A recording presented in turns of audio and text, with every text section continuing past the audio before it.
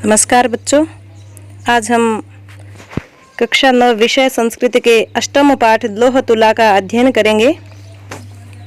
तो आइए पहले पढ़ते हैं पाठ परिचय। अयं पाठः विष्णु शर्मा विरचितं पंचतंत्रम् इति कथा ग्रंथस्य मित्रभेद नामक तंत्रस्य संपादितः अंशः अस्ति। अयं पाठः यह पाठ विष्णु शर्मा विरचितं विष्णु शर्मा द्वारा रचित या लिखित पंचतंत्र इस कथा ग्रंथ के मित्रभेद नामक तंत्र से का संपादित अंश है। यह मित्रभेद नामक तंत्र से यह संपादित किया गया पाठ है। अस्यां कथायाम् एकः जीर्णधन नामकः वणिक् विदेशात् व्यापारं कृत्वा प्रत्यावर्त्य संरक्षित न्यास रूपेण प्रदत्तां तुलां धनिकात् याचते। अस्याम इस कथायाम कथा में या इस कहानी में एक जीर्ण धन नामक है। जीर्ण धन नामक वणिक का अर्थ होता है बनिया। एक जीर्ण धन नामक बनिया विदेश से व्यापार करके लौटकर संरक्षित न्यास रूपेण रखे गए न्यास का अर्थ होता है धरोहर। तो धरोहर के रूप में, सुरक्षित धरोहर के रूप में दी गई तुला को उस धनवान व्यक्ति से मांगता है। धनिकात का अर्थ हुआ धनवान से, अर्थात एक जीर्ण धन नामक एक बनिया है। जब वो विदेश गया धन कमाने के लिए, व्यापार करने के लिए, जब विदेश गया तो अपनी तुला को सुरक्षित धरोहर के रूप में एक धनवान व्यक्ति के पास रख के गया था। और जब वो वापस आया तो सुरक्षित उस धरोहर को धनवान व्यक्ति से वापस मांगता है। और धरोहर के रूप में क्या रख के गया था? वो एक तुला अर्थात तराजू। तो धरोहर के रूप में वो एक तराजू धनवान व्यक्ति के पास सुरक्षित रखकर चला गया और आने पर वह अपनी तुला को वापस उस धनवान व्यक्ति से मांगता है। परंतु सह धनिकः, वह धनवान वदति कहता है, वह धनवान कहता है, जब वो अपनी तुला वापस मांगता है तो धनवान ने कहा या धनवान व्यक्ति कहता है, यत की तस्य तुला तो मूषकैः भक्षिता, तस्य उसकी अर्थात तुम्हारी तुला तू तो मूषकैः चूहों ने भक्षिता खा ली। मूषकैः का अर्थ चूहों के द्वारा भक्षिता खा ली गई, अर्थात तुम्हारी तुला को तो चूहों ने खा लिया। ततः उसके बाद सह वह वणिक बनिया, उसके बाद उस बनिए ने धनिकस्य धनवान के पुत्र को स्नानार्थम स्नान के लिए नदीम प्रति नयते, नदी की तरफ ले जाता है। उसके बाद वह बनिया उस धनवान के पुत्र को स्नान के लिए या नहाने के लिए नदी पर ले जाता है। तम तत्र नीत्वा च और तम उसको किसको? उस धनवान के पुत्र को। तत्र वहाँ नीत्वा ले जाकर, नीत्वा का अर्थ ले जाकर, नी धातु लेना अर्थ में प्रयुक्त होती है और नीत्वा का अर्थ ले जाकर ता प्रत्यय है। तो उस धनवान के पुत्र को ले जाकर सह वह उसे एकस्याम एक गुहायाम, गुफा में, गुहा का अर्थ होता गुफा, कंदरा, तो गुहायाम गुफा में सप्तमी विभक्ति यहाँ निलीयते छुपा देता है। और जब उसने अपनी तुला मांगी तो उस धनवान ने क्या जवाब दिया कि तुम्हारी तुला तो चूहों ने खा ली। उसके बाद वह धनवान के पुत्र को अपने साथ नदी पर स्नान करने के लिए ले जाता है और उसके पुत्र को ले जाकर वहीं एक गुफा में उसे छुपा देता है। प्रत्यावर्तिते सती, प्रत्यावर्तन का अर्थ होता है लौटना, तो प्रत्यावर्तिते सती लौटने पर पुत्र को अदृष्ट्वा न देखकर, दृष्टवा का अर्थ होता है देखकर और अदृष्ट्वा न देखकर, लौटने पर अपने पुत्र को न देखकर धनिकः धनवान पृच्छति पूछता है। अब धनवान ने उस बनिए से पूछा, जब वो अकेला आया, उसने अपना पुत्र उसके साथ नहीं देखा, तो अपने पुत्र को न पाकर उस धनवान व्यक्ति ने कहा या पूछा कि मम शिशुः कुत्र अस्ति, मम मेरा शिशुः पुत्र कुत्र कहाँ अस्ति है, मेरा पुत्र कहाँ है। इस पर सह वह वदति कहता है, वह कौन? वह बनिया कहता है। जब उसने धनवान व्यक्ति ने पूछा कि मेरा पुत्र जो तुम अपने साथ स्नान करने के लिए लेकर गए थे, वो स्नान कराने अपने साथ लेकर गए थे, वह मेरा पुत्र अब कहाँ है? तब सहवदती उस बनिए ने कहा कि यत की तव पुत्र, तव तुम्हारा पुत्र है, पुत्र तो शैनेन बाज के द्वारा अपहृत हर लिया गया, या बाज ने तुम्हारे पुत्र का हरण कर लिया। शैन का अर्थ होता है बाज, तो तुम्हारे पुत्र को बाज ने उठा लिया। तदा तब उभौ दोनों विवदंत विवाद करते हुए या झगड़ते हुए या लड़ते हुए, तब दोनों झगड़ते हुए न्यायालयम प्रति न्यायालय की तरफ गतौ चले गए। तब दोनों झगड़ते हुए न्यायालय पहुँचे। यत्र जहाँ न्यायाधिकारिणः न्यायाधिकारियों ने न्यायम न्याय कृतवन्तः किया, और जहाँ न्यायाधिकारियों ने न्याय किया। तो यही कहानी अब हम पाठ में पढ़ेंगे। और पाठ की शुरुआत करने से पहले मैं आपको एक बार बता दूं कि पंचतंत्र जो है, जिसके लेखक हैं विष्णु शर्मा, और पंचतंत्र जैसे नाम से भी प्रतीत होता है कि इसके 5 तंत्र हैं या 5 भाग हैं। 5 तंत्र हैं और उन 5 तंत्रों के अलग अलग नाम भी हैं। और वो नाम क्या है? एक तो है काकोलूकियम, काकोलूकियम, एक है लब्ध प्रणाश, एक है अपरीक्षित कारक, अपरीक्षित कारक, एक मित्र भेद है ही और एक हो जाएगा मित्र संप्राप्ति। ये 5 भेद हैं। तो काकोलूकियम हो गया, लब्ध प्रणाश हो गया, अपरीक्षित कारक हो गया और मित्र संप्राप्ति हो गया। और 5वां जो तंत्र है, 5वां जो भेद है वो है मित्र भेद। तो ये 5 तंत्र हैं। 5 तंत्रों में व्यावहारिक जानकारी कहानियों के माध्यम से विष्णु शर्मा ने दी है और अत्यंत सरल और स्पष्ट भाषा में अति सुंदर उदाहरणों के साथ इसमें कथाएं लिखी गई हैं और उन कथाओं के माध्यम से सुशिक्षा दी गई है। तो ये अब पढ़ते हैं पाठ। आसीत कस्मिंश्चित् अधिष्ठाने जीर्णधनो नाम वणिक पुत्रः। आसीत, आसीत का अर्थ आता है था, कस्मिंश्चित् किसी, अधिष्ठाने, अधिष्ठान का अर्थ था स्थान, तो किसी स्थान पर, जीर्ण धन नाम, जीर्ण धन नाम का या जीर्ण धन नाम वाला, वणिक पुत्र है, वणिक पुत्र है का अर्थ हुआ, वणिक का अर्थ था बनिया, तो बनिए का पुत्र है पुत्र। तो पहली पंक्ति का अर्थ क्या हुआ कि किसी स्थान पर जीर्ण धन नामक बनिए का पुत्र रहता था या बनिए का पुत्र था। स च विभव क्षयात देशांतरम गंतुम इच्छन व्यचिंतयत। च और स उसने, विभव क्षयात, विभव का अर्थ होता धन, क्षयात नष्ट होने से, धन नष्ट होने पर, देशांतरम, देशांतर का अर्थ होता है दूसरे देश, दूसरे देश, गंतुम जाने की इच्छा करते हुए व्यचिंतित सोचा, अर्थात उसके पास धन न रहने के कारण, उसका धन नष्ट होने के कारण उसने देशांतर जाने की इच्छा करते हुए सोचा, अर्थात देशांतर जाने की इच्छा की। और क्या सोचा? देशांतर जाने की इच्छा करते हुए उसने क्या सोचा कि यत्र देशेत वस्थाने भोगा भुक्तः स्ववीर्यतः तस्मिन् विभव हीनो यो वसेत स पुरुषाधमः। और उसने सोचा कि यत्र, जिस या जहाँ, देशे देश में, जिस देश में, अथवा स्थाने स्थान पर, जिस देश में अथवा जिस स्थान में, भोगा भुक्तः स्ववीर्यतः, स्ववीर्यतः अपनी शक्ति से, अपनी शक्ति से, भोगा भोग्य पदार्थों का, भोग्य पदार्थों का, भुक्तः उपभोग किया है, उपभोग किया है, तस्मिन उसी स्थान पर या उसी देश में, विभवहीन है, धनहीन होकर, धनहीन या गरीब होकर,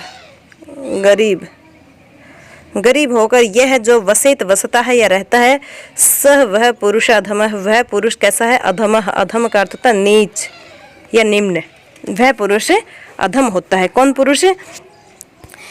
कि यत्र देशे अथवा स्थाने, जिस देश में अथवा जिस स्थान पर, स्ववीर्यतः अपनी शक्ति से, भोगा भुक्तः जिस व्यक्ति ने भोगों का उपभोग किया या पदार्थों का प्रयोग किया, तस्मिन उसी स्थान पर, कि जिस स्थान पर रहते हुए भोगों का उपभोग किया, उसी स्थान पर विभवहीन या वसेत, जो व्यक्ति विभवहीन, धनहीन होकर वसेत बसता है या रहता है, अर्थात निर्धन बनकर रहता है, स पुरुषाधम है, वह पुरुषों में अधम माना जाता है या वह पुरुष वास्तव में निम्न है, अधम है।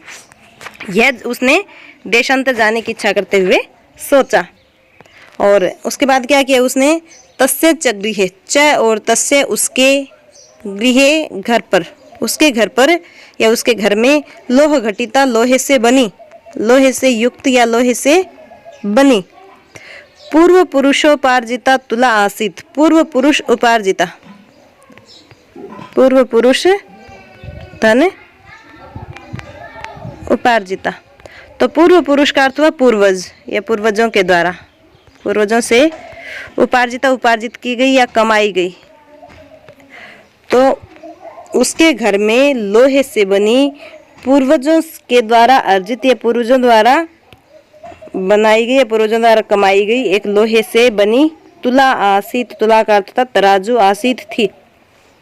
उसके घर में उसके पूर्वजों द्वारा कमाई हुई एक लोहे की तुला थी, तराजू थी। ताम च कस्यचित् श्रेष्ठिनो गृहे निक्षेप भूताम कृत्वा देशांतरम प्रस्थित है।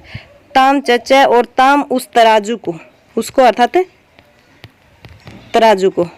तराजू को कस्यचित् किसी श्रेष्ठिन सेठ के गृह घर पर निक्षेप भूताम, निक्षेप का अर्थ होता धरोहर, धरोहर के रूप में कृत्वा रखकर देशांतरम प्रस्थित है, देशांतर दूसरे देश प्रस्थित है चला गया। उसके घर में पूर्व पुरुषों द्वारा या पूर्वजों द्वारा कमाई हुई एक लोहे से बनी हुई तराजू थी। जब वह विदेश जा रहा था तो उस तराजू को किसी सेठ के घर पर धरोहर के रूप में रखकर देशांतर चला गया, दूसरे देश चला गया। ततः उसके बाद सुचिरम कालम, बहुत लंबे समय के बाद, सुचिर का अर्थ था लंबा, तो लंबे समय के बाद या लंबे समय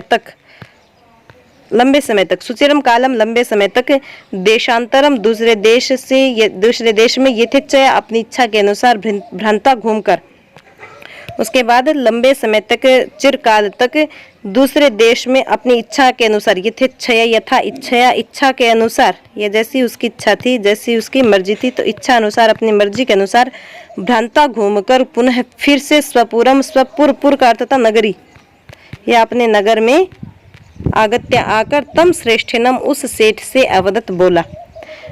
चिरकाल तक या लंबे समय तक देशांतर में अपनी इच्छा अनुसार घूमकर फिर अपनी नगरी में आकर उस सेठ से बोला। कौन? वह जीर्णधन नामक वणिक पुत्र। तो जीर्णधन ने उस सेठ से आकर कहा, किस सेठ से आकर कहा? कि जिसके घर में वो तराजू रख कर गया था, उस सेठ से आकर कहा कि भो श्रेष्ठन हे सेठ, दियताम में सा निक्षेप तुला, दियताम दीजिए या दो, दियताम दो, लोट लकार है यहाँ आज्ञार्थक में, तो दो में मेरी, दो का अर्थ मतलब दीजिए या लौटाइए, मैं मेरी सा वह निक्षेप तुला, वो धरोहर के रूप में रखी हुई तुला, धरोहर के रूप में रखी हुई जो तुला है वो मुझे वापस दीजिए या मुझे लौटाइए। तो जीर्णधन ने सेठ से आकर अपनी तुला मांगी। इस पर सौवदत, सौवदत का विच्छेद हो जाएगा, सह धन अवदत, सह वह अवदत बोला, वह बोला, कौन बोला? वह सेठ बोला जिससे जीर्णधन ने अपनी तुला मांगी थी। सह अवदत वह सेठ बोला कि भो अरे नास्ति सा वह तो नास्ति नहीं है। कौन नहीं है? वह तुला तो नहीं है, वह तुला तो अब नहीं है, क्योंकि त्वदीया तुला मूषकई ही भक्षिता, क्योंकि त्वदीया तुम्हारी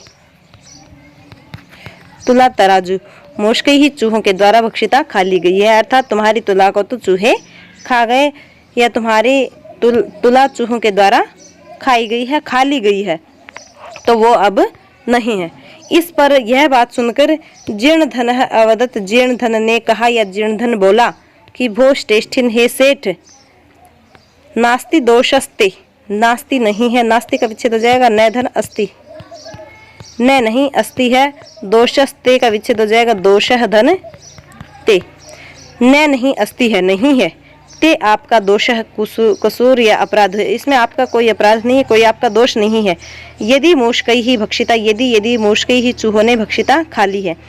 जब सेठ ने कहा कि तुम्हारी तुला तो नहीं है, उसे तो चूहे खा गए, तब जीर्णधन ने कहा कि हे सेठ, इसमें तुम्हारा कोई दोष नहीं, यदि चूहों ने उसे खा लिया है, यदि चूहों ने तराजू को खा लिया है तो इसमें तुम्हारा कोई दोष नहीं है, तुम्हारा कोई अपराध नहीं है।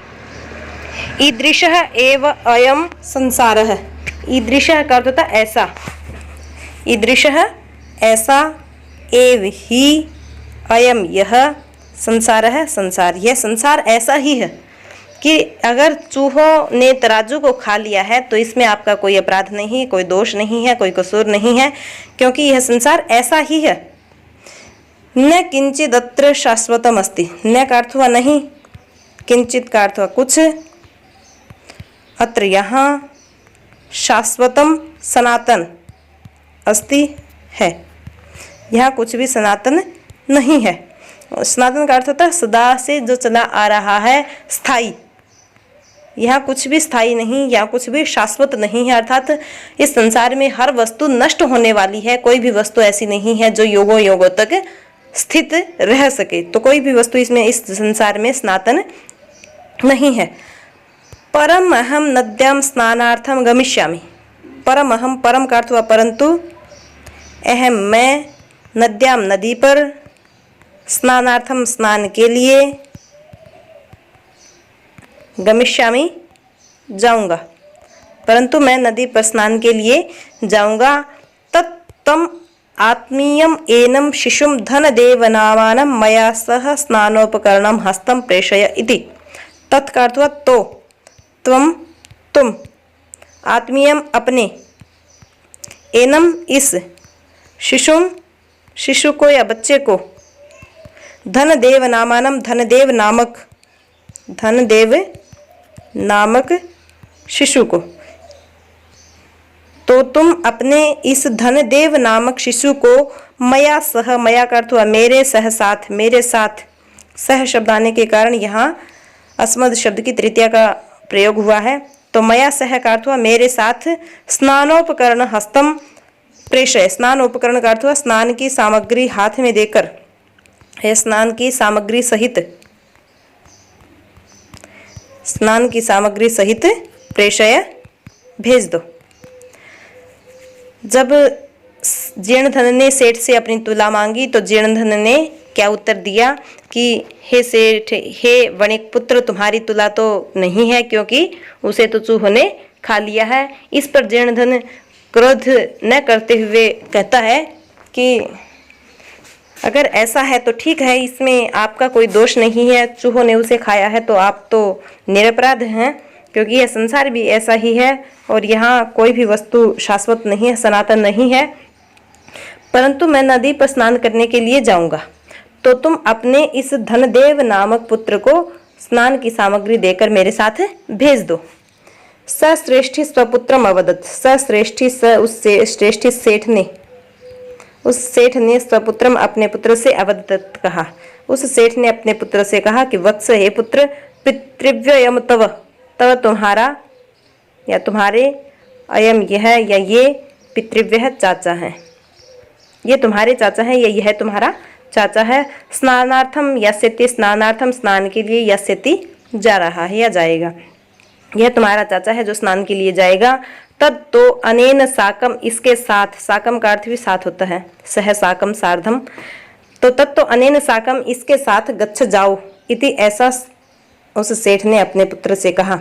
तो उस सेठ ने अपने पुत्र से क्या कहा कि हे पुत्र, यह तुम्हारा चाचा स्नान के लिए जा रहा है तो तुम इसके साथ स्नान के लिए जाओ। और आज का पाठ हम यहीं तक पढ़ेंगे, आगे का पाठ हम अगले वीडियो में पढ़ेंगे। तब तक मेरा आपसे अनुरोध है कि इस कहानी को अच्छे से समझने के लिए, जानने के लिए आप इस वीडियो को ध्यान से देखें, सुने, और इसी के साथ आप सभी का धन्यवाद।